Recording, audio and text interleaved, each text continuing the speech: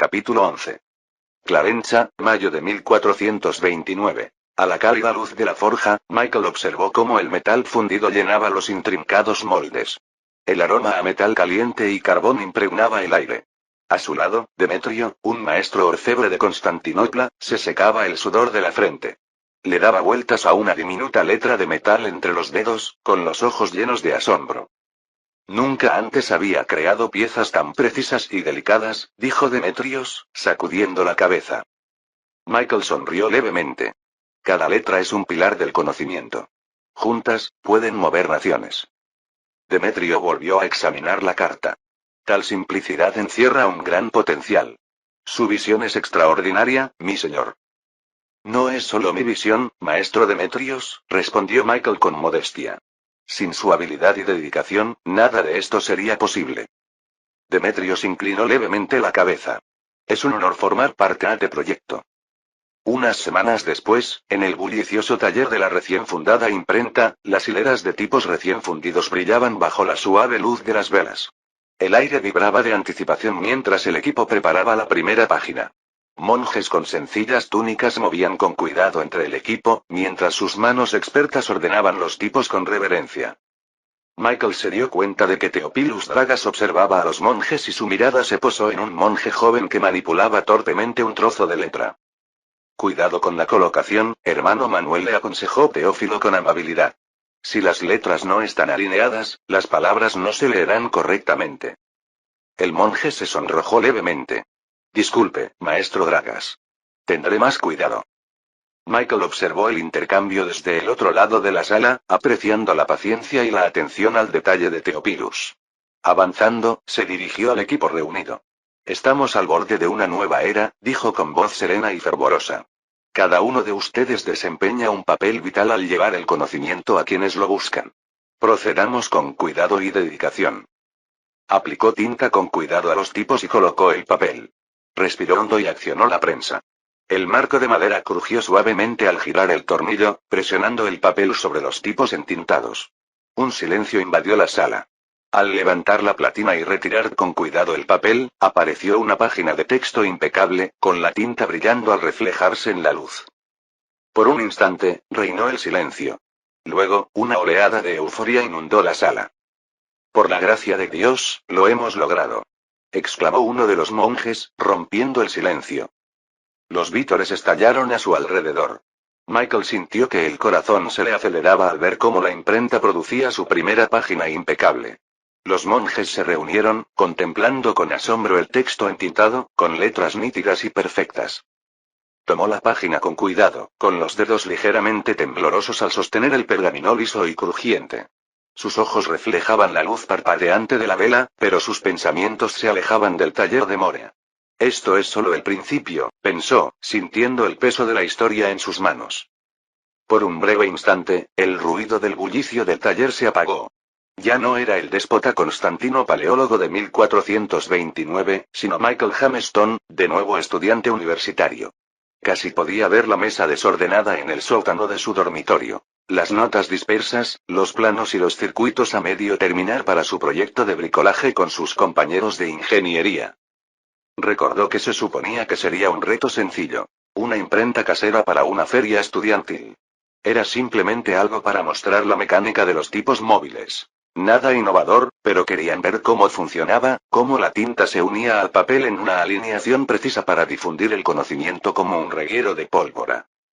Aún podía imaginar las manos manchadas de grasa de su amigo Greg, siempre con una vieja camiseta de algún grupo musical, trasteando con cualquier cosa mecánica. Tú te encargas del diseño, Mike.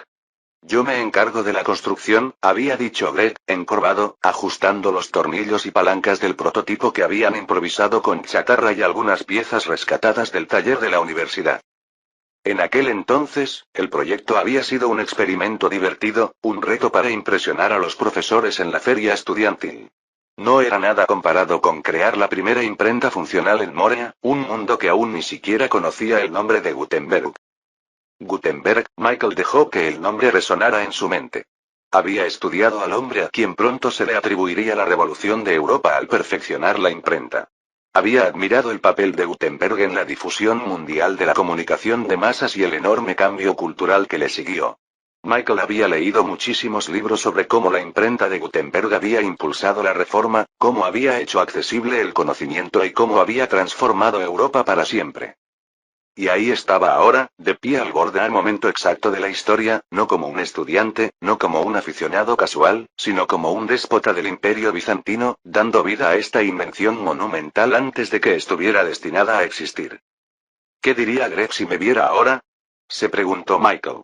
No solo estoy haciendo el tonto en un sótano por diversión, sino creando la primera prensa. No estoy a la sombra de la historia. La estoy reescribiendo.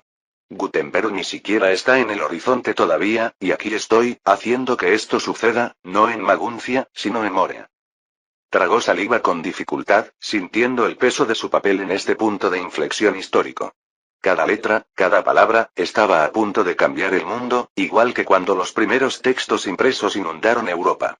Pero ahora, estaba sucediendo aquí, antes de lo debido, en este pequeño rincón de Bizancio, donde un hombre que ni siquiera debería estar aquí intentaba cambiar el curso de la historia. Michael contempló la página impresa impecablemente en sus manos. La tinta se secaba uniformemente, las letras se destacaban nítidamente contra el pergamino. Un año atrás, era solo un hombre de mediana edad en Nueva York, jugando con la serigrafía por diversión. Y ahora, acababa de sostener la primera página de la primera imprenta del mundo. Ojalá ya pudiera verme ahora. Siempre me decía que el destino de Bizancio no había terminado. Respiró hondo, con una opresión en el pecho, mezclada con emoción y ansiedad. Esto ya no es un proyecto estudiantil. Esto es real. Esto es poder. Cada palabra impresa viajará mucho más allá de estos muros, a manos de monjes, eruditos y comerciantes. ¿Y quién sabe qué vendrá después? ¿Traerá paz entre las iglesias? ¿O causará caos? Miró a los monjes y artesanos reunidos, quienes todavía observaban la prensa en reverente silencio, con los ojos abiertos por el asombro. Esto es solo el principio, dijo Michael, con voz firme pero llena de emoción. Pero en el fondo, sabía que no se trataba solo de la prensa ni de las palabras escritas. Se trataba de lo que vendría después. El cambio de poder, la transformación de una sociedad, las decisiones que podrían llevar a Bizancio a un futuro que jamás había conocido. Con ese pensamiento, Michael se permitió echar un último vistazo a la página impecable, con una leve sonrisa en los labios. Ya no solo vivía la historia. La estaba creando. El establecimiento de la primera imprenta en Moria en 1429 fue un logro monumental. La Morea Publishing Company se convirtió en la primera editorial del mundo. Bajo el patrocinio de Miguel, se formó un equipo diverso. 9 hábiles metalúrgicos de Constantinopla, incluidos 2 orfebres y 3 pláteros, 4 monjes eruditos y un maestro carpintero. Teófilo Dragas, conocido por su meticulosa atención al detalle, fue la elección perfecta para supervisar la operación. Sus lazos familiares le habían granjeado la confianza de Miguel, pero fue su inquebrantable dedicación la que consolidó su lugar en la empresa. Antes incluso de que se construyeran las imprentas, Teófilo recorrió los monasterios de Moria en busca de monjes que no solo fueran expertos en las escrituras, sino que también compartieran una visión de cambio. Su misión lo llevó al monasterio de San Nicolás, un lugar conocido por su discreto apoyo a la controvertida idea de la unificación de la Iglesia, un posible puente entre las religiones ortodoxa y católica. Al entrar en el patio de piedra, los tenues ecos de los cánticos resonaron por los pasillos. El abad, de figura esbelta y mirada pensativa, lo saludó con una leve reverencia. Hermano Dragas, dijo el abad con cariño. Es un honor recibirlo. Supongo que esta visita está relacionada con las gestiones del emperador, ¿no? Teófilo devolvió la reverencia. Así es, padre. Superviso un proyecto bajo el patrocinio del déspota Constantino, uno que podría promover la unidad entre las iglesias oriental y occidental. Nuestro objetivo es producir una Biblia en latín, en varios ejemplares, para que sirva de apoyo en las conversaciones en curso. Sin embargo, necesito hombres que no solo dominen la palabra escrita, sino que también compartan la visión de acercar las iglesias ortodoxa y católica. El abad frunció el ceño, pensativo. ¿Una Biblia en latín, dices? Una decisión audaz, hermano Dragas. Nuestro monasterio ha apoyado durante mucho tiempo los esfuerzos del emperador por unificar las religiones, pero no todos están de acuerdo. Sin embargo, esto podría ser un símbolo poderoso, especialmente para quienes en Occidente cuestionan nuestra disposición a encontrar un punto medio. Inclinándose ligeramente, Teófilo bajó la voz. Estamos construyendo una imprenta, un dispositivo que nos permitirá replicar textos más rápido de lo imaginado. Imaginen producir docenas de copias de las Sagradas Escrituras, perfectas en cada detalle, en tan solo unas semanas. Pero debemos actuar con discreción por ahora, ya que hay quienes verían esta innovación como una amenaza. El abad se santiguó pensativo. Es un camino peligroso el que recorres, pero necesario. Tienes razón. Muchos se resistirían a tales cambios. Pero si este proyecto apoya los esfuerzos del emperador por unificar las religiones, te ayudaremos. Buscas hombres que puedan trabajar con discreción pero con gran habilidad. Teófilo sonrió levemente. Exactamente, padre. Necesito artesanos de la palabra escrita, pero también creyentes en una causa mayor. Hombres que comprendan que con la producción de esta Biblia en latín, ayudaremos a cerrar la brecha entre Oriente y Occidente. Tal iniciativa podría fortalecer la posición del emperador en las negociaciones con el papado. El abad le indicó a Teófilo que lo siguiera al scriptorium, tenuemente iluminado, donde los monjes, encorvados sobre sus escritorios, copiaban meticulosamente textos sagrados a mano. Te presentaré a aquellos en quienes confío.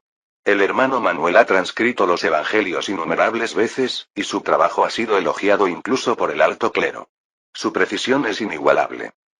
Teófilo observaba cómo el hermano Manuel entintaba cuidadosamente las páginas frente a él, con movimientos firmes y pausados. Será un recurso valioso, dijo Teófilo, asintiendo. ¿Y los demás? El abad lo condujo hasta dos monjes más jóvenes, cuya concentración era inquebrantable mientras trabajaban. Hermanos Andrónico y Dionisio. Son leales a la causa de la unificación y comprenden la importancia de esta tarea. Su devoción a la fe es absoluta y su trabajo con las escrituras, ejemplar. Teófilo los observó un momento y luego se volvió hacia el abad. Servirán bien en esta misión. El abad hizo una pausa, considerando la magnitud de la tarea. Entiende que sacarlos de aquí no es poca cosa, hermano Dragas. Pero creo en la labor que está realizando.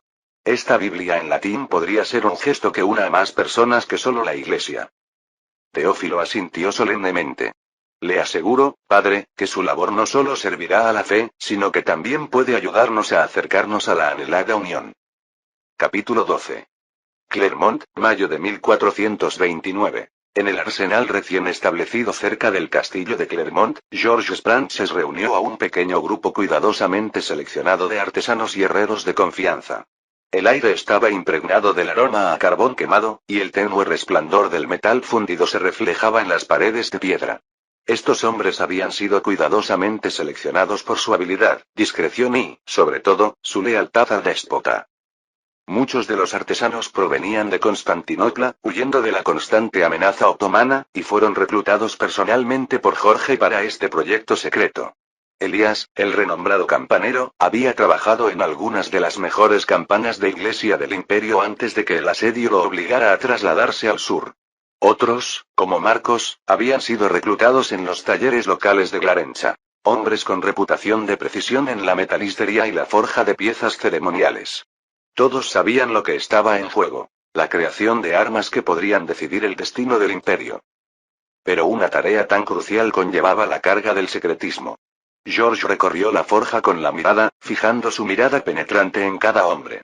No era hombre de arriesgarse. Sin que los artesanos lo supieran, George había colocado a varios sirvientes leales espías, en realidad entre los trabajadores. Estos hombres, aunque parecían sirvientes comunes que realizaban tareas rutinarias, estaban encargados de vigilar de cerca a los artesanos, seguir sus movimientos, anotar con quién se encontraban y de qué hablaban fuera del arsenal.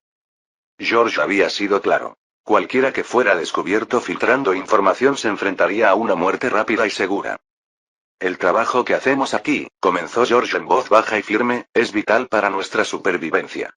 El mismísimo déspota nos ha confiado esta responsabilidad, y esa confianza tiene un precio. Hizo una pausa, dejando que el peso de sus palabras se apoderara del grupo. Ninguno de ustedes hablará de lo que sucede aquí. Ni a sus familias, ni a sus compañeros de oficios. Lo que construimos aquí debe permanecer oculto hasta que llegue el momento oportuno. Dio un paso al frente, entrecerrando los ojos.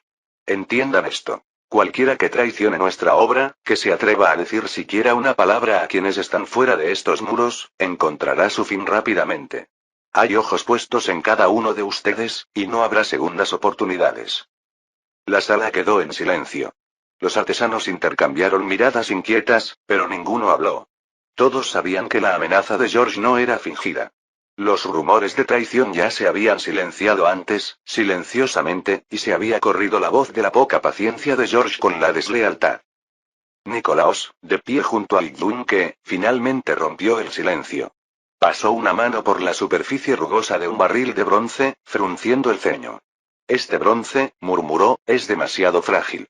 No soporta la presión que requiere un arma de mano. Puede servir para cañones, pero para las armas de mano más pequeñas, esto no sirve. A finales de junio, el Arsenal y la editorial Morea, junto con un nuevo taller de tejidos de algodón y un par de fábricas de papel alimentadas por molinos de agua, bullían de actividad. Más de 400 personas trabajaban en estas empresas, todas bajo la diligente supervisión de Michael. Para gestionar estas complejas operaciones, creó un departamento de burocracia y logística con 20 personas competentes, en su mayoría monjes eruditos. Sin embargo, las tensiones económicas eran inevitables con una expansión tan rápida. Una tarde, Michael estaba sentado encorvado sobre un libro de contabilidad, con los números difuminándose ante sus ojos. Consideró pedirle un préstamo a su hermano Thomas o a comerciantes extranjeros. La idea lo agobiaba profundamente. Justo entonces, llegó un mensajero con una carta con un sello familiar. A Miguel se le encogió el corazón al leer la noticia. Su suegro, Carlo I Tocco, había fallecido, sucedido por su sobrino, Carlo II Tocco. Dejó la carta lentamente, mientras las implicaciones le daban vueltas en la cabeza. La pérdida era personal, pero también tenía un peso político. ¿Estás bien, mi déspota?, preguntó un sirviente en voz baja, al notar la palidez del rostro de Michael. Michael asintió con fuerza. Sí, solo, necesito un momento. Se levantó y se dirigió al balcón con vistas al pueblo. Las calles de abajo parecían lejanas mientras pensaba en cómo comunicarle la noticia a Theodora y en qué podría significar este cambio para sus alianzas. A finales de julio, la fortuna dio un giro. Los esfuerzos de Michael empezaron a dar frutos. Las telas de algodón se exportaron con éxito a la República de Ragusa, alcanzando precios superiores a los previstos. Al mismo tiempo, el papel producido por las fábricas excepcional para la época llamó la atención de un comerciante veneciano llamado Lorenzo, que estaba de visita en Clarenza. Quedó tan impresionado por su calidad que incluso realizó un pedido adicional para el año siguiente. Los ingresos de estas transacciones y un préstamo de un comerciante genovés ayudaron a sostener las empresas durante los meses siguientes. A finales de septiembre, los primeros ejemplares de la Biblia en latín salieron de las imprentas de la editorial Morea. El logro fue recibido con gran entusiasmo. Un momento verdaderamente histórico. Miguel organizó una gran reunión en el salón de su castillo para celebrar y promover este hito, invitando a comerciantes de Venecia y Génova. La sala, adornada con tapices e iluminada por candelabros, creaba una atmósfera cálida y majestuosa. Los sirvientes movían con elegancia entre los invitados, ofreciendo vinos finos y exquisiteces. Mientras los comerciantes examinaban las Biblias dispuestas en las mesas de exhibición, sus dedos recorrían las páginas nítidas y uniformes. Los libros estaban encuadernados en cuero de calidad y grabados con intrincados diseños. Mientras Alessandro hojeaba las páginas, Michael notó que sus ojos se agrandaban de sorpresa. Todas las páginas son idénticas a la perfección, comentó Alessandro. Michael se acercó con una sonrisa de bienvenida. Hemos desarrollado un nuevo método. La impresión, explicó. Nos permite producir libros con una consistencia y eficiencia sin precedentes. Michael notó que Alessandro entrecerraba los ojos mientras hojeaba la Biblia. Cerca de allí, Marco, un comerciante genovés, se les unió con una Biblia en las manos. El tamaño de estos volúmenes es extraordinario, dijo Marco, pasando los dedos por la portada. Michael asintió. Una Biblia más pequeña y asequible significa que más gente puede tener una. Marco levantó la vista de la Biblia, con el ceño ligeramente fruncido. No solo eres un hombre de visión, sino también de comercio, déspota Constantino. Me interesaría conseguir varios ejemplares para mis clientes si el precio es justo. En menos de un mes, los 60 ejemplares se vendieron a 30 ducados de oro cada uno, lo que supuso una inyección de fondos muy necesaria. Los comerciantes se marcharon, maravillados por el formato compacto de los libros, tan diferente de los volúmenes de gran tamaño y hechos a mano a los que estaban acostumbrados. La noticia del revolucionario método de impresión comenzó a extenderse por el Mediterráneo, presagiando el profundo impacto que estaba por venir. Mientras tanto, el arsenal se centró en la producción de prototipos de mosquetes y cañones. Pronto se hizo evidente que fabricar un mosquete funcional era mucho más difícil de lo previsto. Los intrincados mecanismos requerían ingeniería de precisión y materiales que exigían al máximo sus capacidades. En la fundición, George Spranches estaba con Elías y el herrero, Nicolaos, examinando un prototipo de mosquete colocado sobre un banco de trabajo lleno de herramientas y virutas de metal. Elías negó con la cabeza mientras señalaba el mosquete. El ánima está desalineada y el cañón no resistirá la presión de la pólvora, dijo con voz tensa. Estas armas podrían ponernos en mayor peligro que al enemigo si no podemos garantizar la seguridad. Nicolaos añadió. Incluso si solucionamos estos problemas, el tiempo y los recursos necesarios para producir cada arma de mano son prohibitivos. Necesitaríamos un ejército de artesanos y herreros. George se frotó la barbilla pensativo. Quizás sea mejor dedicar nuestros esfuerzos a otra cosa. ¿Qué avances hemos hecho con los cañones? El rostro de Elías se iluminó levemente. Las técnicas de fundición de bronce que adaptamos para los cañones dan mejores resultados. El molde de cañón más reciente está listo para probarse. George asintió. Muy bien. Procedamos con cautela. No podemos permitirnos más pérdidas. Tras un par de intentos fallidos, que trágicamente resultaron en la muerte de 2 trabajadores durante las pruebas, el primer cañón de bronce, llamado Dracos, se fundió y probó con éxito. El recuerdo de los accidentes los atormentaba profundamente, un duro recordatorio de los peligros inherentes a su trabajo. El día de la prueba, Michael se unió a George y al equipo de artillería en un campo a las afueras de Clermont. El cañón se alzaba imponente sobre su carro de 2 ruedas, hecho a medida, con su superficie de bronce reluciendo a la luz del sol. Una tripulación de 3 hombres estaba lista. George se acercó a Michael con expresión sombría. Hemos tomado todas las precauciones, mi déspota. El cañón ha sido probado a fondo. Michael asintió. Procedamos. La tripulación cargó el cañón de 9 libras con pólvora y perdigones, apisonándolo cuidadosamente. Encendieron la mecha y todos retrocedieron, conteniendo la respiración. Un estruendo atronador resonó por el campo cuando Dracos rugió y cobró vida. La bala de cañón se elevó por los aires, impactando en el objetivo con un impacto resonante. Los trabajadores reunidos estallaron en vítores. Michael sintió una oleada de triunfo mezclada con un solemne respeto por el poder que habían desatado. Michael vio a George volverse hacia él, con una extraña sonrisa dibujada en su rostro habitualmente sombrío. Había sido un logro difícil, fruto de noches de insomnio, fracasos y la pérdida de vidas. Un arma formidable, dijo George. En efecto, asintió Michael. Podría ser decisivo en las próximas batallas. George asintió con gravedad. Seguiremos perfeccionando el diseño para garantizar la fiabilidad y la seguridad. Michael puso una mano sobre el hombro de George. Asegúrate de que nuestros hombres estén bien entrenados en su uso. El auge de la actividad económica durante el último año no pasó desapercibido para la gente común. Poco a poco, la gente comenzó a llegar a Glarencha y Andrávida desde las regiones circundantes, atraída por la promesa de un trabajo estable y la esperanza de una vida mejor. Las calles, antes tranquilas, ahora veían un flujo constante de carros y peatones, mientras comerciantes, obreros y artesanos se mezclaban, intercambiando noticias e intercambiando bienes. Incluso desde la próspera ciudad de Patras, las familias se dirigieron al sur, reasentándose en las afueras de Glarencha. Más de 100 hogares ahora salpicaban el paisaje donde antes los campos estaban vacíos. Comenzaron a surgir casas sencillas y talleres modestos, donde el sonido de la construcción se mezclaba con el zumbido distante de los talleres en expansión de la ciudad. Los agricultores encontraron nuevos compradores para sus productos a medida que la demanda de grano, lana y madera aumentaba cada semana. Las calles, aunque aún modestas en comparación con grandes ciudades como Constantinopla, bullían con una energía serena. Empezaron a surgir nuevos talleres y pequeños mercados, atendiendo las necesidades de la creciente población. Los niños corrían por los estrechos callejones, y el aroma a pan recién hecho y carne asada emanaba de los puestos improvisados. Aún no era una transformación, pero la inconfundible sensación de crecimiento existía. El peso de la incertidumbre que durante tanto tiempo había pesando sobre Clarenza y toda la región de Elide pareció disiparse un poco. Donde antes había desesperación, ahora había trabajo por hacer, y para muchos, eso era suficiente. Desde el balcón de su castillo, Michael observaba la actividad que se desarrollaba abajo con una satisfacción contenida. Los cimientos estaban echados, pero el camino por delante seguía siendo incierto.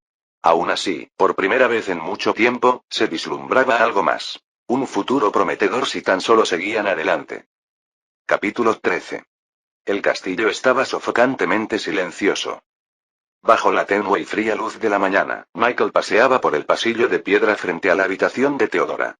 Sus pasos resonaban contra las antiguas paredes. Cada crujido de las tablas del suelo era un crudo recordatorio de la quietud opresiva. El frío se filtraba a través de su ropa, calándole los huesos, y se ajustó la capa. Estaba lejos de las comodidades de su vida del siglo XXI, una vida que ahora parecía un sueño lejano. Allí, la muerte acechaba como una sombra en cada rincón. Se detuvo ante la pesada puerta de roble, pegando la oreja a la áspera madera. Susurros apagados, un grito ahogado, el ruido de metal contra metal. Cada sonido le apretaba el estómago. Horas antes, la partera le había prohibido la entrada. Sus ojos reflejaban una mezcla de respeto y firmeza inquebrantable. Ahora esperaba, indefenso. El silencio era insoportable. Apretó los puños, clavándose las uñas en las palmas hasta que el dolor lo aplastó. Sus manos ásperas y callosas, las manos de un guerrero temblaban levemente. Lo absurdo de su situación lo carcomía. ¿Cómo había llegado a esto? Un hombre armado con siglos de conocimiento avanzado, impotente ante las brutales realidades de la vida medieval. Carecían incluso del conocimiento médico más básico para salvar vidas. Sabía de antisépticos, teoría de los gérmenes y procedimientos para prevenir complicaciones. Había ordenado a las parteras y asistentes que se esterilizaran las manos, hirvieran agua y limpiaran la ropa de cama y el instrumental. Medidas sencillas que podían implementarse incluso en aquellos tiempos. Habían obedecido, aunque con expresiones de desconcierto y susurrando dudas sobre sus peculiares instrucciones. Sin embargo, se vio obligado a permanecer inmóvil mientras se llevaban a Teodora, con el rostro pálido y los ojos abiertos por el miedo. A pesar de sus esfuerzos, no pudo librarse del presentimiento que se instaló en sus entrañas. Un leve crujido lo sacó de sus pensamientos. Se giró bruscamente al ver que la puerta se abría lentamente. Una de las parteras salió, con el rostro demacrado y ceniciento, los ojos enrojecidos por las lágrimas. El pasillo pareció cerrarse a su alrededor, un silencio denso y amenazador. Déspota, susurró, con voz apenas audible. Teodora ha fallecido, y, la niña no sobrevivió. El pasillo se inclinó y Michael sintió como si el suelo se hubiera desvanecido bajo sus pies por un instante. La miró fijamente, sin comprender. No, dijo, meneando la cabeza lentamente. No, no puede ser. Lo siento mucho, susurró. La mirada de la partera cayó al suelo, con una lágrima solitaria deslizándose por su mejilla. Fue la voluntad de Dios, mi déspota. Ahora está en paz. La voluntad de Dios. La frase desató una tormenta de ira y desesperación en su interior. Un sabor amargo le llenó la boca mientras luchaba por contener la oleada de emoción. ¿Cómo podían aceptar esto con tanta pasividad? Con todo su conocimiento y precauciones, no pudo evitar esta tragedia. Teodora estaba muerta. Su hija estaba muerta. ¿Y se esperaba que lo aceptara como un decreto divino? Pasó junto a la partera, impulsado por el peso del dolor, adentrándose en la habitación. El aroma de velas de cera de abeja y los persistentes rastros de remedios herbales flotaban en el aire. La habitación estaba tenuemente iluminada, y las sombras danzaban en las paredes de piedra. Su mirada se posó en Teodora. Yacía en la cama, con el rostro sereno, casi como si simplemente durmiera. Mechones oscuros de cabello enmarcaban sus delicados rasgos, derramándose sobre la almohada como el ala de un cuervo. Tenía las manos entrelazadas sobre el pecho. A su lado, envuelta en lino, yacía la figura inmóvil de su hija. La mirada de Michael se posó en la pequeña figura envuelta junto a Teodora. Su hija. Una vida que nunca había comenzado realmente. La niña había representado para él más que una simple esperanza. Había sido un símbolo de su futuro, el puente entre su conocimiento moderno y este mundo medieval. Con Teodora, se había permitido imaginar un futuro para su familia, donde su hija crecería en un mundo que él había ayudado a transformar, un mundo donde tales tragedias no fueran inevitables. Había vislumbrado un futuro donde su hija tal vez nunca conocería las dificultades de esta época. El sufrimiento, las muertes prematuras, el miedo a la enfermedad y a la guerra. Pero ahora, ese futuro le había sido robado. A ambos. Extendió la mano y tocó con ternura al niño envuelto en lino. Tan pequeño. Tan frágil. ¿Cómo había sido tan incapaz de salvarlos? Creyó que podía cambiarlo todo. Pero no pudo salvar las dos vidas que más le importaban. Un suave sollozo se le escapó al acercarse. El mundo se desdibujó, su visión nublada por lágrimas que no se había dado cuenta de que se estaban formando. Extendió la mano, sus dedos rozando los de Teodora. Su piel estaba fría, el calor de la vida extinguido. Mientras Michael se arrodillaba junto al cuerpo inmóvil de Teodora, los recuerdos lo asaltaron, nítidos e implacables. No era solo su muerte lo que lo atormentaba, sino también los momentos de tranquilidad, los que los habían unido durante el último año. Al principio, su matrimonio había sido necesario, una unión nacida de una alianza política más que de amor, incluso como Michael y no como Constantine. Pero con el tiempo, las cosas habían cambiado. En el último año, habían estrechado lazos de maneras que él no había previsto. Con su agudo ingenio y su férrea lealtad, Teodora se había convertido en su confidente, su compañera. Lo había comprendido como pocos podían, y su apoyo fue constante en el caos que los rodeaba. Pensó en las noches que pasarían sentados juntos en los jardines mucho después de que el resto del castillo se hubiera quedado en silencio. Ella siempre había sentido curiosidad por él, cuestionando la rareza de sus ideas, su forma de hablar del futuro como si fuera algo tangible, ya escrito. Hubo momentos breves, fugaces en los que pensó en decirle la verdad. Sobre el siglo XXI, sobre quién era realmente y cómo había llegado hasta allí. Se había preguntado, incontables veces, si ella le creería, si comprendería el peso del conocimiento que él poseía. Pero se contuvo cada vez, temiendo cómo podría cambiar las cosas. ¿Lo habría amado aún si lo supiera? Ahora, esa oportunidad se había esfumado para siempre. Él había guardado su secreto, y ella había muerto, sin conocer al hombre que realmente había amado. El pensamiento lo carcomía, agudizando aún más el dolor. Lo siento mucho, susurró con la voz entrecortada. Los recuerdos inundaron su mente. Su forma de reír, la calidez de su sonrisa, la esperanza que habían compartido para su futuro. Momentos que ahora parecían de siglos atrás. Un leve susurro sonó a sus espaldas. Se giró y vio a un sacerdote de pie solemnemente en la puerta, vestido con túnicas oscuras, con una cruz de plata brillando contra su pecho. Sus ojos reflejaban una triste comprensión. Ahora está con Dios, déspota, dijo el sacerdote en voz baja, entrando en la habitación. Su sufrimiento ha terminado. Ha encontrado la paz eterna. Michael apretó la mandíbula. Las ganas de gritar, de vociferar ante la injusticia, lo invadieron. ¿Paz? ¿Qué paz habría en un mundo que arrebataba a los inocentes? Pero sabía que sus palabras caerían en oídos sordos. En aquellos tiempos, la fe era una fortaleza inexpugnable contra la razón. Sí logró pronunciar con voz hueca. La voluntad de Dios. El sacerdote se acercó y posó una mano suave sobre el hombro de Michael. Debemos encontrar consuelo en su plan. A través de nuestras pruebas, nos acercamos a lo divino. Michael asintió mecánicamente. Las palabras del sacerdote lo inundaron sin sentido. Su mirada volvió a Teodora. Te fallé. Tras ofrecer una oración en silencio, el sacerdote se retiró, dejando a Michael solo con su dolor. La puerta se cerró con un suave clic, y la inamovible sensación del sonido resonó en la silenciosa cámara. Se arrodilló junto a la cama. El frío suelo de piedra le atravesaba la ropa. El peso del aislamiento lo oprimía. Seguía siendo un extraño en este mundo, cargado con un conocimiento que lo diferenciaba, pero lo dejaba impotente ante tal pérdida. Pensó en las historias de su abuela. Las leyendas de Bizancio, la caída de los imperios, los mitos de Marmarómenos Basilias, el emperador de mármol destinado a despertar y restaurar la gloria. Había atesorado esos relatos, la forma en que conectaban su vida moderna con los ecos del pasado. Pero ahora, parecían crueles burlas. Un recuerdo afloró. Teodora riendo en el jardín, con la luz del sol reflejándose en su cabello mientras lo regañaba juguetonamente por sus torpes intentos de manejar una espada medieval. Puede que tengas la mente de un erudito, pero manejas la espada como un granjero espantando moscas, bromeó. Sus ojos brillaron de alegría, un momento compartido de alegría en medio de la incertidumbre de sus vidas. El recuerdo lo desgarraba. Apretó los puños, clavándose las uñas en las palmas. ¿Por qué no pude salvarte? Había estado tan concentrado en grandes planes. Introducir la imprenta, revolucionar la guerra y cambiar la historia.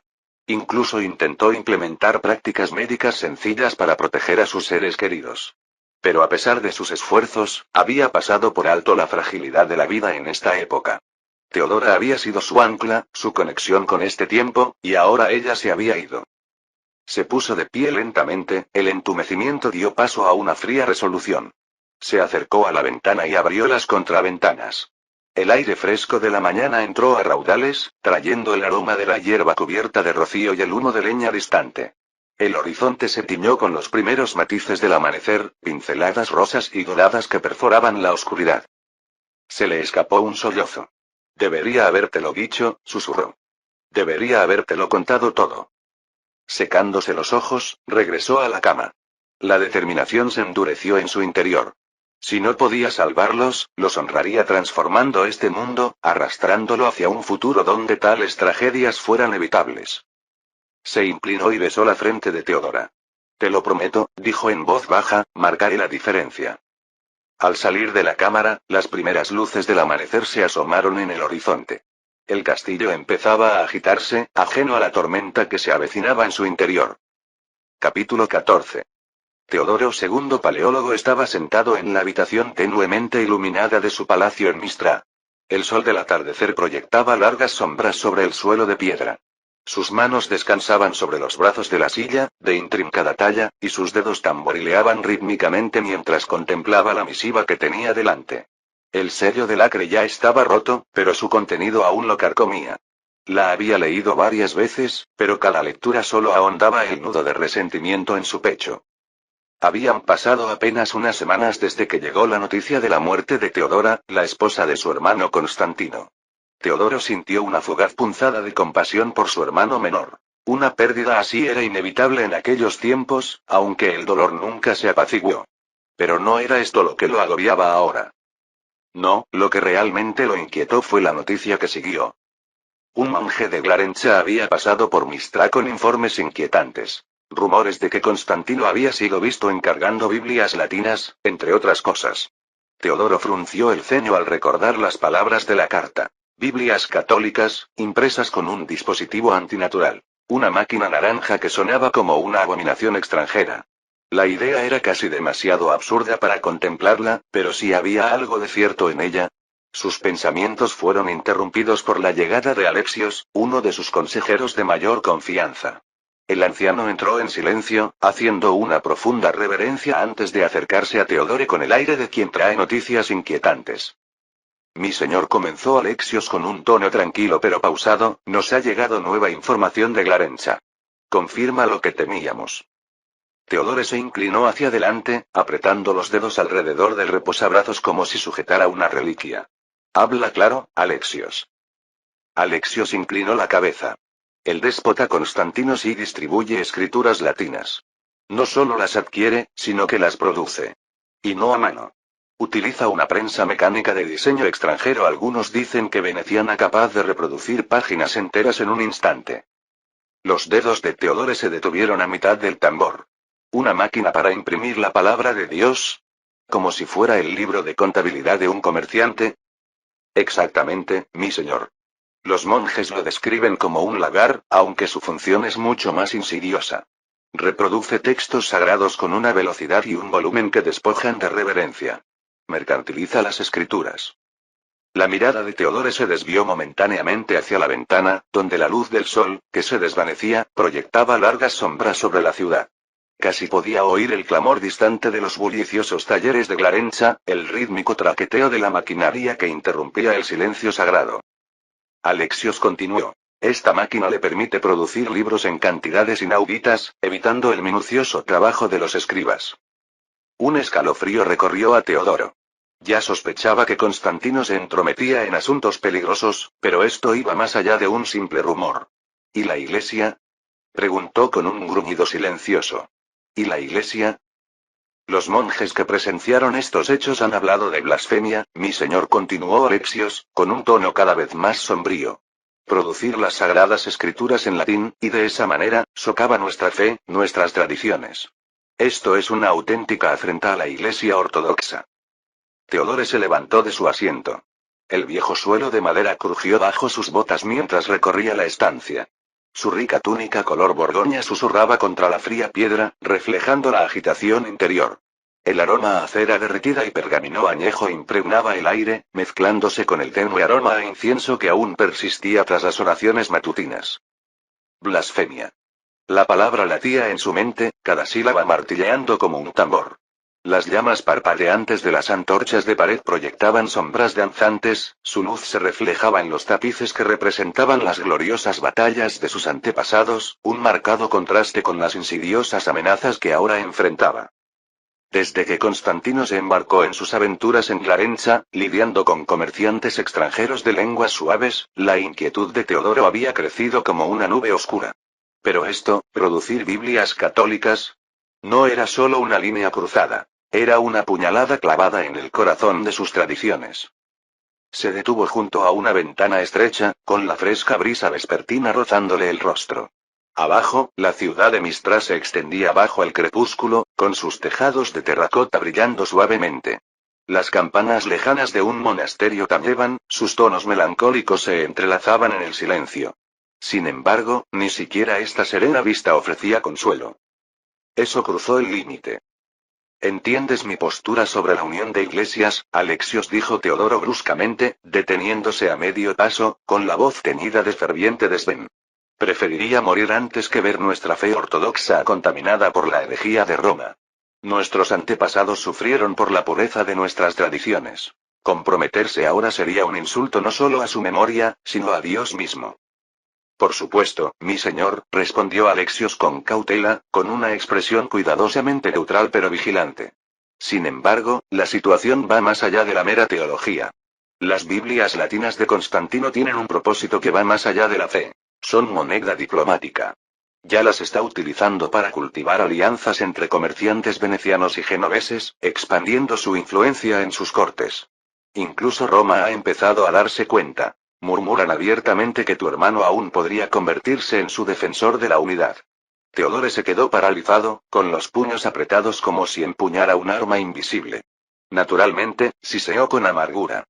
Constantino siempre ha sido un oportunista, complaciendo descaradamente las ambiciones de John, sin importar el coste espiritual. La mención de Juan VIII, su hermano mayor, golpeó a Teodoro como un puñetazo en el pecho. Los recuerdos de su madre, Helena Dragas, inundaron su mente. Su mirada orgullosa cada vez que Juan entraba en la habitación, como sus ojos se iluminaban con cada palabra de Constantino. Siempre los había considerado los herederos de la grandeza, los hijos que forjarían el futuro del imperio. ¿Y Teodoro? Era la sombra que los seguía, el gobernador obediente al que se esperaba que apoyara, pero nunca que liderara. Recordó una tarde de invierno de hacía años, de pie en los fríos pasillos del palacio mientras su madre y sus hermanos se calentaban junto a la gran chimenea. Se había acercado a ellos, ansioso por compartir la noticia de una negociación exitosa con un gobernador local. Pero Helena apenas lo había reconocido, con la atención fija en los relatos de Juan sobre las intrigas de la corte imperial. El dolor de ese desdén nunca lo abandonó. Un nudo se le hizo en la garganta. A pesar de todos sus esfuerzos, de todos sus sacrificios por el reino, permanecía invisible a los ojos de su madre. Un simple administrador de la periferia, no un hijo del destino. Pero esto era más que una simple rivalidad. Si Constantino se posicionaba como defensor de la unificación de las iglesias, no solo le granjearía el favor de Juan, sino que socavaría la propia posición de Teodoro. Su gracia, intervino Alexios con suavidad, con voz suave y cautelosa, interrumpiendo la silenciosa contemplación de Teodore. Hay otra complicación que podría interesarle. Los líos financieros de su hermano. ¿Enredos financieros? Teodore arqueó una ceja, con desdén atenuado por una cautelosa intriga. Alexios inclinó levemente la cabeza. En efecto. Constantino ha acumulado discretamente deudas sustanciales, principalmente con financieros genoveses. Ha apostado sumas inmensas en sus proyectos, talleres, extensas fábricas de papel y este provocador plan editorial. Fuentes fiables indican que sus compromisos ahora superan peligrosamente sus activos, dejándolo vulnerable. Teodoro asimiló la revelación en silencio, antes de que una sonrisa sombría y sin humor se dibujara en sus labios. Ah, Constantino, dijo con frialdad, negando con la cabeza. Siempre en busca de la grandeza, ahora se encuentra encadenado por su orgullo y su avaricia.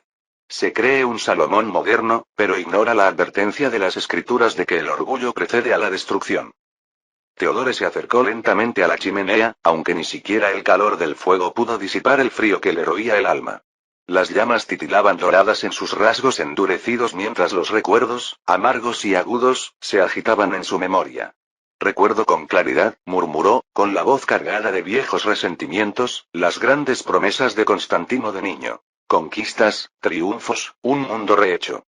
Los ojos de mi madre brillaban como si oyeran a un profeta, y aún así, siempre me encomendaba objetivos más humildes. El deber, la ley, la fiel administración de la tradición y la iglesia.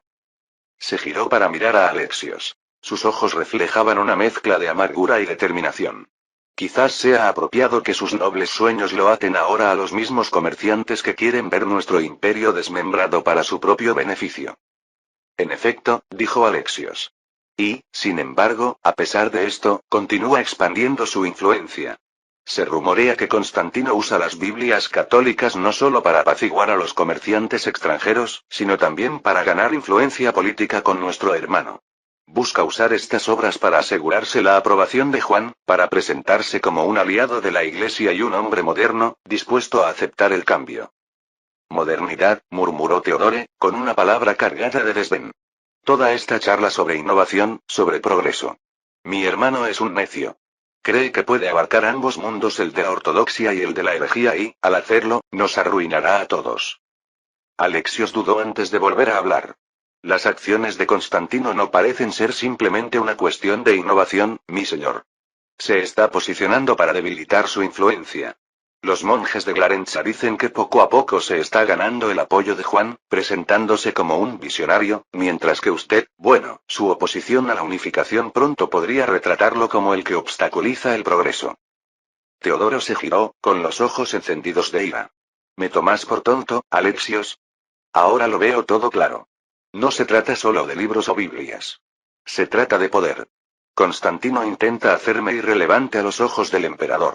Sabe dónde está el favor de nuestra madre. Sabe cómo Juan lo busca en busca de consejo. Quiere pintarme como el hermano retrógrado, el que se aferra al pasado. Se acercó a la ventana, con la mirada fija en las colinas de Mistra. Pero no lo logrará. Teodoro, comenzó Alexios, pero el déspota levantó una mano y lo silenció. Ya basta. No permitiré que Constantino, ni ningún otro, me debilite. Puede que crea que sus libros y sus artimañas le asegurarán el futuro, pero olvida una cosa. El pueblo, la iglesia, no está tan deseoso de cambio como él cree. Hay poder en la tradición, en la fe, y lo usaré para detenerlo. Alexios inclinó la cabeza. ¿Qué haremos, mi señor? Se volvió hacia Alexios, con una férrea determinación impregnándose en su rostro. Constantino puede disfrutar del favor de madre, dijo en voz baja, con un atisbo de viejas heridas aflorando en su tono. Puede deslumbrar a otros con sus planes y su afán por lo nuevo. Pero olvida, o quizá prefiere ignorar, que el verdadero poder no reside en innovaciones fugaces. Se forja en los lazos de la influencia, la firmeza de la lealtad y la defensa inquebrantable de todo lo que consideramos sagrado. La mirada de Teodoro se desvió hacia un tapiz descolorido que representaba los triunfos de sus antepasados, guerreros que habían salvaguardado su herencia con sangre y sacrificio. Busca rehacer el mundo a su imagen, murmuró. Una sombra cruzó su rostro, una mezcla de tristeza y determinación. Pero subestima al mundo, y a mí. Su mirada se cruzó con la de Alexios, llena de un fuego gélido. Si insiste en recorrer este peligroso camino, debe estar preparado para afrontar las consecuencias. Ya he permanecido en las sombras demasiado tiempo, viendo cómo otros jugaban con nuestro legado. Basta ya. Capítulo 15. El hedor era insoportable, adherido al aire denso y húmedo como una capa sofocante. Ningún incienso perfumado podía ahuyentarlo, y el esmero de los sirvientes al fregar solo dejaba la habitación con un hedor a piedra mojada, sudor y descomposición persistente. Michael estaba sentado en el borde de la cama, con las manos flácidas sobre las rodillas, mirando al suelo en silencio. La muerte de su esposa le había abierto un profundo y doloroso vacío. Aún podía ver su pálido rostro, fresco en su memoria, aunque yacía enterrada días atrás. Y luego estaba su hijo muerto, que había fallecido antes de que ella pudiera siquiera respirar. Las dos tragedias lo carcomían como una enfermedad, devorando la poca determinación que le quedaba. Había deseado con todas sus fuerzas salvarlos a ambos, pero no había podido hacer nada. La sensación de impotencia nunca desapareció del todo. Cada detalle de Nuevo Mundo, la suciedad, la incomodidad, la tristeza lo oprimía, y se dio cuenta con tristeza de lo poco que se había adaptado. Desde la muerte de Teodora, todo se sentía tóxico. Todo olía a podrido. Un suave crujido interrumpió sus pensamientos. Michael levantó la vista, con los ojos apagados por el cansancio, mientras la puerta se abría lentamente. Lucas, un joven sirviente, entró en la habitación cabizbajo. La visión del orinal en sus brazos le apretó el estómago. Le molestaba su necesidad. Le molestaba la humillación, el hedor, todo. Solo, tómalo y vete, murmuró Michael con voz ronca. Levantó una mano para masajearse la sien. El gesto fue reflejo, un intento de apaciguar el dolor que le latía en la cabeza. Lucas movía con rapidez, descuidado por la prisa. Una esquina de la alfombra le golpeó el pie y tropezó. El orinal se le resbaló de las manos y cayó al suelo. Su contenido se derramó, filtrándose por las grietas de la piedra a medida que el hedor se intensificaba, más penetrante que antes. Por un instante, Michael se quedó paralizado. Su mente desfiló con imágenes de los últimos momentos de Teodora. Su respiración entrecortada, la chispa de vida que brillaba en sus ojos y ese pesado manto de impotencia que lo había asfixiado entonces, y lo asfixiaba ahora. «Maldita sea», rugió, poniéndose de pie con dificultad. Un pulso martilleaba sus oídos, un tamborileo de ira y dolor renovados. Lucas se estremeció y retrocedió a gatas. «Mi señor», tartamudeó, con el rostro pálido. Lo siento mucho». «Cállate», gritó Michael, con la voz temblorosa por la emoción. El hedor y el recuerdo se fundieron en una sola ola aplastante, oprimiendo su pecho. Lucas cayó de rodillas, con las manos temblorosas mientras intentaba recoger el desastre con los dedos desnudos. La lastimosa visión lo estremeció aún más, un reflejo de su propia impotencia. Antes de que Michael pudiera contenerse, golpeó a Lucas en la cara. Fue un acto desesperado e irreflexivo, nacido más de la angustia que de la furia. El chico jadeó y se desplomó en el suelo, agarrándose la mejilla. Una oleada de culpa casi hizo caer a Michael de rodillas. Reconoció la locura de sus propias acciones. Nada de esto era culpa de Lucas. El hedor, la angustia, la muerte de Teodora, la pérdida de su hijo, era demasiado, inundando su mente hasta que apenas podía distinguir el bien del mal. La mano de Michael se hundió a un lado, con los dedos aún curvados por el golpe. Su voz salió en un susurro denso. «Levántate, levántate». Temblando, Lucas se puso de pie, con los ojos llenos de terror y vergüenza a partes iguales.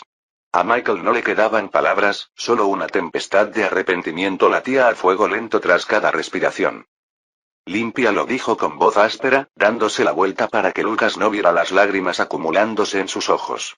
Se obligó a mirar por la ventana, hacia las ondulantes colinas de Morea. Las nubes se cernían sobre él, presas de una tormenta inminente. «Límpialo y vete». No vio partir a Lucas. El suave roce de la tela, el roce de la cerámica y, finalmente, la puerta al cerrarse. Cada sonido le resonaba en la conciencia. El hedor persistía, adherido a su ropa, a su cabello, a su alma. Pero no era el olor lo que más lo atormentaba ahora. Era saber que estaba cambiando. La suciedad, el dolor, la implacable crudeza de este lugar. Juntos, lo estaban convirtiendo en alguien más oscuro, más cruel. Y Michael lo sentía, incapaz de detenerlo. Clermont, febrero de 1430. De pie junto a la ventana, contemplaba las colinas nevadas bajo un cielo color ceniza. El invierno había sido una época de gris perpetuo, la crudeza del frío reflejaba la frialdad de su alma. El recuerdo de la muerte de Teodora aún lo atormentaba, una herida que se negaba a sanar. Los recuerdos de su antigua vida en Nueva York, sus hijos, las comodidades familiares se alejaban cada día más. Su único refugio, ahora, era el trabajo. Si se perdía en la imprenta, el arsenal y las interminables tareas administrativas, encontraba momentos de distracción ante la angustia que lo agobiaba. La primera imprenta, antaño una extraña maravilla, se había convertido en un salvavidas. El nuevo horno y los cañones adicionales modelos Dracos, los llamaban, eran testimonio de su incansable afán de progreso. Pero cuanto más pesadas eran sus responsabilidades, más sentía el peso de una corona que nunca había deseado. Un golpe en la puerta, suave pero seguro, interrumpió su ensoñación. Entra, llamó, con la voz todavía ronca por el dolor y una mala noche de sueño. George Sprant se centró discretamente en la habitación. Su presencia constante había sido un consuelo para Michael durante mucho tiempo, aunque rara vez hablaban de asuntos personales. Déspota, dijo George con una reverencia formal, el consejo se reúne esta mañana. Pensé que podría encontrarte aquí antes de empezar. Michael asintió, pero no se apartó de la ventana. Allí estaré, murmuró. Dejó que el silencio se prolongara mientras observaba el dibujo de la nieve en los campos lejanos. Luego, casi a regañadientes, se giró para mirar a su asesor. George se acercó, juntando las manos a la espalda. Sé que estos últimos meses han sido difíciles. Para todos, pero especialmente para ti. Michael apretó los puños, sintiendo la opresión en el pecho que siempre acompañaba al pensamiento de Theodora. No es solo ella, George, dijo en voz baja. Es todo. Creí que podía cambiar las cosas, hacer el imperio más fuerte, más resiliente. Pero con cada paso que damos, sentimos que apenas podemos mantenernos a flote. George apoyó una mano cautelosa en el hombro de Michael. Sin embargo, hay algún progreso. El arsenal está tomando forma. Su prensa está operativa. Justo este mes, terminamos de construir el horno más grande. Tenemos cañones nuevos y, dudó, consciente de que las buenas noticias aún podían herir el profundo dolor. Y su gente comprende lo que intenta hacer. Michael casi rió, con amargura. Sí, mi gente, repitió, aunque en realidad, todavía se sentía como un extraño en una vida prestada. George carraspeó y continuó con más cautela. También hemos recibido noticias preocupantes de Joannina. Carlos II ha sucedido a su tío, pero se enfrenta a sus primos ilegítimos Memnone y los demás, quienes pidieron ayuda al sultán Murad. Dicen que una fuerza otomana al mando de Sinan ya está en movimiento. A Michael se le tensó la mandíbula al oír la noticia. ¿Y la muerte de Theodora? Michael se quedó mirando las llamas parpadeantes, abrumado por la magnitud de la situación. Por ahora, nos centraremos en lo que podemos controlar. Aseguraremos a los comerciantes, venderemos lo que sea necesario. Nos ocuparemos de los otomanos cuando sea necesario, pero ahora mismo, nuestra supervivencia depende de nuestro comercio. En ese momento, un sirviente entró en la habitación con un pequeño paquete de cartas. Déspota, estas llegaron de Constantinopla. Michael tomó las cartas, reconociendo los sellos familiares. La primera era de su madre, Elena Dragas, quien ahora residía en un monasterio en la capital. Rompió el sello y desdobló la carta. Sus palabras de consuelo llenaron la habitación mientras la leía. Hijo mío, te acompaño en el duelo por Theodora. No hay palabras que puedan aliviar tu dolor, pero recuerda que rezo por su alma y por ti. El dolor es una carga que todos debemos llevar en esta vida, pero con el tiempo, se aliviará. Estoy orgulloso de todo lo que has logrado y sé que Theodora te cuida desde el cielo. Sé fuerte, hijo mío. El imperio te necesita ahora más que nunca. Con cariño, tu madre. Las manos de Michael temblaron levemente al doblar la carta. Aunque Elena Dragas no era realmente su madre, sus palabras transmitían una calidez y un consuelo que él no sabía que necesitaba. La siguiente carta llevaba el sello imperial de su hermano, el emperador Juan VIII. Miguel la abrió con cautela, sin saber qué esperar. Hermano, me entristece profundamente la noticia del fallecimiento de Theodora. Sé que esta pérdida te pesa mucho y comparto tu dolor. Quería agradecerte personalmente la Biblia en latín que me enviaste. Es una creación verdaderamente extraordinaria y creo que contribuirá a la unificación de las iglesias, como anhelamos desde hace mucho tiempo. Planeo visitarte en Glarenza cuando pueda para ver esta milagrosa imprenta que has construido. Tienes mi gratitud y mi apoyo, siempre. Michael dejó la carta, con sentimientos encontrados. Las palabras de su hermano, aunque amables, le recordaban el peso político que aún pesaba sobre sus hombros. La unificación de las iglesias. Un plan ambicioso, pero lleno de peligros.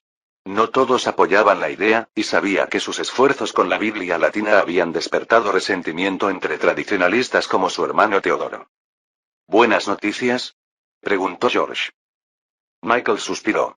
John está contento con la Biblia en latín. Cree que ayudará a la unificación. Incluso habla de visitar Clarencha para ver la prensa con sus propios ojos. George arqueó una ceja. Eso podría ser interesante. Sí, murmuró Michael. Interesante, por decirlo de alguna manera. La reunión del consejo. Más tarde esa mañana, Michael se sentó a la cabecera de la gran mesa en la sala del consejo. La sala estaba escasamente iluminada. El fuego proyectaba largas sombras sobre las paredes de piedra. Una gran pizarra se alzaba contra una pared, una nueva incorporación a las reuniones. Una herramienta sencilla pero eficaz para mostrar el estado de su logística, sus reservas y sus deudas. Líneas de tiza blanca cruzaban la pizarra, mostrando cifras de recursos, proyecciones y cadenas de suministro. Era una idea moderna para un mundo medieval, pero que pronto demostró su valía. Alrededor de la mesa se sentaron George Spranches, Theophilus Dragas, Petros el recién nombrado mayordomo y dos altos funcionarios. Sus expresiones reflejaban una mezcla de anticipación y preocupación mientras se preparaban para abordar los asuntos urgentes del día. Petros dio un paso al frente, libro de contabilidad en mano. Parecía más joven de lo que era. Entusiasta, un poco ansioso y decidido a causar una buena impresión. Déspota, empezó con cuidado, el invierno ha sido duro. Gran parte de la cosecha de algodón se dañó, así que no tenemos suficiente materia prima para todas las prensas nuevas. Con 4 en funcionamiento, nuestras reservas de papel están casi agotadas. Teófilo, tan serio como siempre, añadió en voz baja. Y los venecianos aún esperan su envío de papel. Hemos agotado la mayoría de nuestras Biblias impresas. Si no conseguimos algodón fresco, o alguna fuente alternativa de papel, la producción se detiene. La mirada de Michael se dirigió a la pizarra. Se imaginó las montañas de tareas que lo agobiaban, cada día más pesadas. Miró a Teófilo con una mirada inquisitiva. ¿Cuántas Biblias hemos terminado? ¿Y cuántas podremos terminar para la primavera? 400 ya están completos. Podríamos llegar a 600 para la primavera, si encontramos suficiente papel, respondió Teófilo. Si los venecianos y los genoveses los compran, traeríamos suficiente oro para saldar nuestras deudas durante meses. Petros se levantó de su asiento y se dirigió a la pizarra, dibujando rápidamente las cifras. Aunque fijáramos un precio conservador de 20 ducados de oro por cada Biblia, los ingresos de la venta cubrirían con creces nuestras deudas actuales. Sin embargo, hizo una pausa, golpeando la pizarra con la tiza, sin abordar la escasez de papel causada por los campos de algodón dañados. Este éxito será efímero. La mirada de Michael recorrió las cifras del tablero, sopesando las opciones.